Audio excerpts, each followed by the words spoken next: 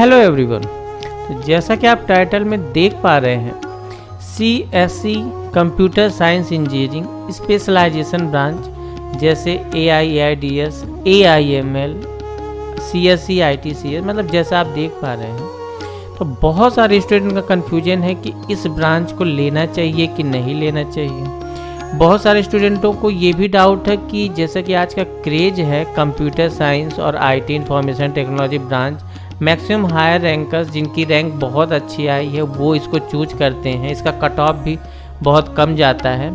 तो क्या हम ये ब्रांच स्पेशलाइजेशन ब्रांच लेंगे तो क्या हमारा प्लेसमेंट उसी लेवल का होगा या उससे कम होगा या नहीं भी होगा? तो ऐसे बहुत सारे डाउट है CSE स्पेशलाइजेशन ब्रांच को लेकर।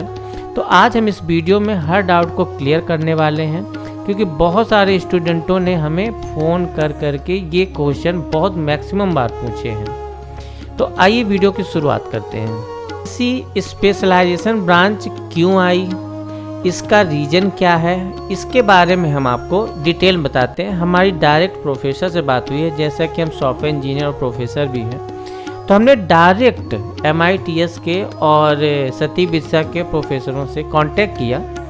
तो उन्होंने हमसे बात की और उन्होंने कहा कि एक्चुअली बात ऐसी है कि ये जो AI/AIDS है, आर्टिफिशियल इंटेलिजेंस डेटा साइंस, या AIML artificial intelligence machine learning, तो एक्चुअली हुआ क्या कि जैसे बहुत सारे स्टूडेंट, मैक्सिमम स्टूडेंट की डिमांड थी कंप्यूटर साइंस एंड IT, तो जो अब एक ब्रांच में 120 सीट से ज़्यादा तो बढ़ा नहीं सकते, गवर्नमेंट का रूल है, और बच्चों की डिमांड को देखते हुए कुछ बीच का रास्ता लेके आना था। तो इसलिए इस ब्रांच को लॉन्च किया गया। अब बात ये आती है कि जब लॉन्च किया तो नाम फ़र्क है तो कन्फ्यूजन तो होगा ही। अब प्लेसमेंट और उन सब चीज़ों के बारे में चर्चा कर लेते हैं। तो हम आपकी जानकारी के लिए बता दें, तो फिर हमने ये क्वेश्चन किया तो उन्होंने ये भी लॉजिक दिया, और आप हमारी जो बात है उसको लॉजिक से समझिए कि वाकई में सेम है कि बस ऐसे ही बोला जा रहा है। तो अगर मैं इसके सिलेबस की बात करूं, मैं आपको 2-3 लॉजिक ऐसे देने वाला हूं जिससे आपको एक क्लैरिफाई हो जाएगा कि नहीं, ऑलमोस्ट सेम ही है। तो चलिए समझते हैं। तो अगर सिलेबस की हम बात करें तो सिलेबस ऑलमोस्ट सेम है, मात्र 5 to 10% का डिफरेंस है। अब डिफरेंस है तो प्लेसमेंट में भी होना पड़ेगा? नहीं, ऐसा नहीं है। जैसे अगर हम सॉफ्टवेयर फील्ड में जाते हैं या सॉफ्टवेयर फील्ड में अपना कैरियर बनाते हैं या सॉफ्टवेयर कंपनी में प्लेसमेंट अगर होता है तो वो उसका बिहाव है हमारी प्रोग्रामिंग लैंग्वेज में कमांड। जैसा कि मैं बता दूं, प्रोग्रामिंग C++, जावा, .NET ये मुख्य प्रोग्रामिंग लैंग्वेज हैं, जिसमें हमको DBMS और SQL स्ट्रक्चर क्वेरी लैंग्वेज, ये जो सिलेबस सब्जेक्ट आपको सभी प्रोग्रामिंग लैंग्वेज में पढ़ने को मिलेंगे। तो जब इन्हीं लैंग्वेजों को ही पढ़ना है तो सिलेबस चेंज कहाँ हुआ? अब स्पेशलाइजेशन के नाम पर, जैसे कि हमने पहला रीजन आपको बताया, इसी तरह से दूसरा reason, syllabus almost same, programming language हमें सब में पढ़ना है।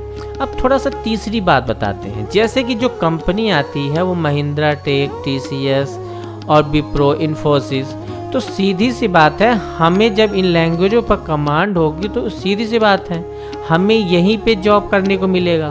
अब एक लास्ट बात बताते हैं कि आखिर डिफरेंस है तो है कहाँ पे? तो डिफरेंस है एमटेक लेवल पे। जैसे कि आर्टिफिशियल इंटेलिजेंस ये पूरा सॉफ्टवेयर ही फील्ड है, लेकिन उसमें जो स्पेशल ब्रांचेज हैं, जो स्पेशलाइजेशन जैसा कि नाम है, तो आर्टिफिशियल इंटेलिजेंस, तो वो एक डीप लेवल पे है ना। जैसे रोबोटिक्स टेक्नोलॉजी ये आर्टिफिशियल इंटेलिजेंस बेस है, जैसे कि जितनी भी सैटेलाइट वगैरह है वो आर्टिफिशियल इंटेलिजेंस बेस है। और दूसरी ब्रांच जैसे कि cyber security, computer science, cyber security, तो ये एक एथिकल हैकिंग की तरफ लेके जाती है। तो अगर आपको एमटेक लेवल या डीप सॉफ्टवेयर इंजीनियरिंग जब आपको करना है तो आपको एमटेक लेवल पर डिफरेंसेस आएंगे, बट बीटेक लेवल पे कोई डिफरेंस नहीं है। इन सब ब्रांचों को आप ले सकते हो। इसका प्लेसमेंट, इसकी स्टडी, इसका सिलेबस ऑलमोस्ट सेम है, क्योंकि ये सब कंप्यूटर साइंस डिपार्टमेंट में ही होता है। जैसे आपने देखा होगा कि इलेक्ट्रिकल डिपार्टमेंट है, मैकेनिकल डिपार्टमेंट है, इसी तरह जो कंप्यूटर साइंस का डिपार्टमेंट है उसी में ये पूरी कैटेगरी इंक्लूडेड है। CS, IT से artificial intelligence, data science, artificial intelligence, machine learning मतलब, और ITI AR है ना, ये सभी चीज़ें आपको उसी डिपार्टमेंट में इंक्लूडेड मिलेगी। तो आई होप आपको चीज़ें समझ में आई होगी। तो आपको बिना किसी कन्फ्यूजन के अगर ये मिल रहा है तो ले लीजिए, नहीं तो दूसरा लेगा। बाकी आप फिर बाद में जानकारी होने के बावजूद फिर आप पछताएंगे। तो चलिए अभी के लिए बस इतना ही। Thank you so much, all the very best.